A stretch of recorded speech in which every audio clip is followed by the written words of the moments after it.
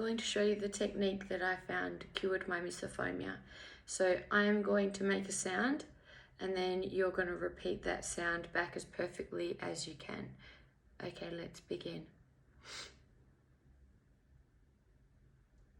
Okay, now we're going to try it again. I'm going to do 4 sounds and then you repeat the 4 sounds back to me as perfectly as you can.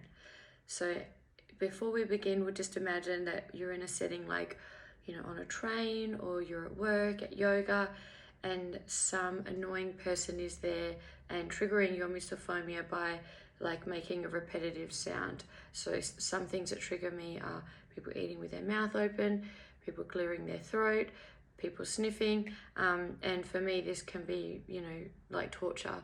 So I found this technique, repeating the sound as quickly as possible after the person has made that sound, and I have found that it really helps me to be able to go out in the wild. Okay, so let's begin. We'll do 4 sounds. I'll make the sound and then you repeat it back to me. Let's begin. Ready?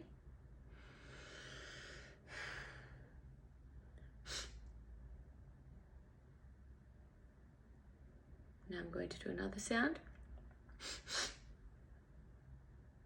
You repeat that sound. And I'm going to do a 3rd sound. You repeat. And you repeat.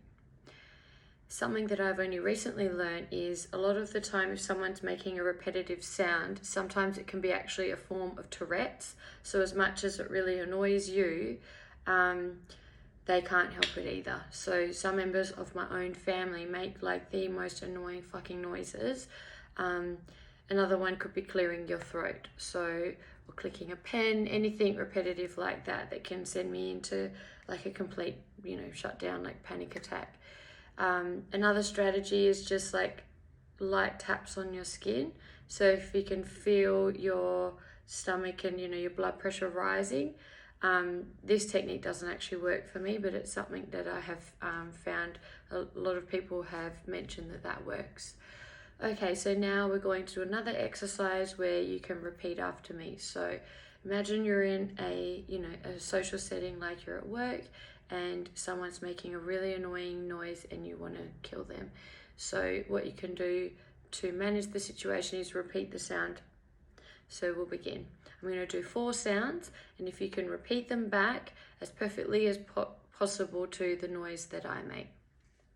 Let's begin. There you go.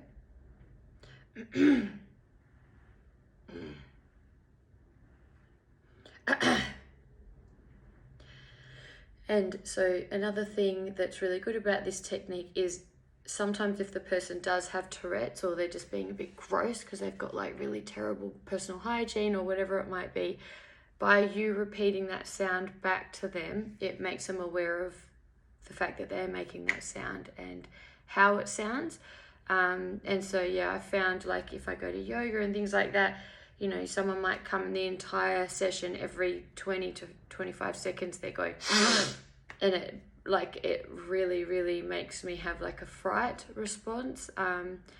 I just try to like mirror the sound back to them as quickly as possible.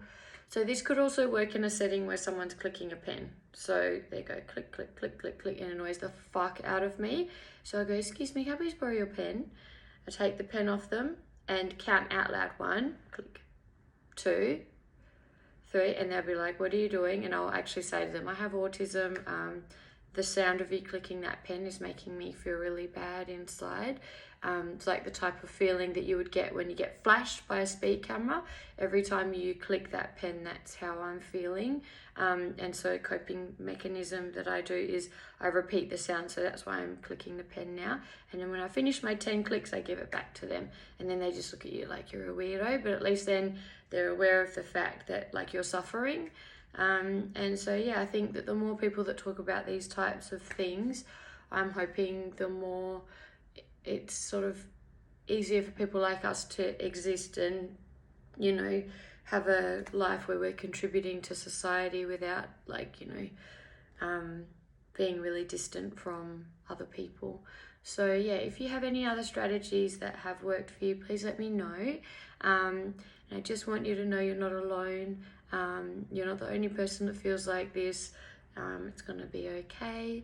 And if you don't have anyone to talk to about this, please reach out, because I'm an open book and happy to talk about this, now that I've reached this stage of my journey in misophonia. Okay, bye.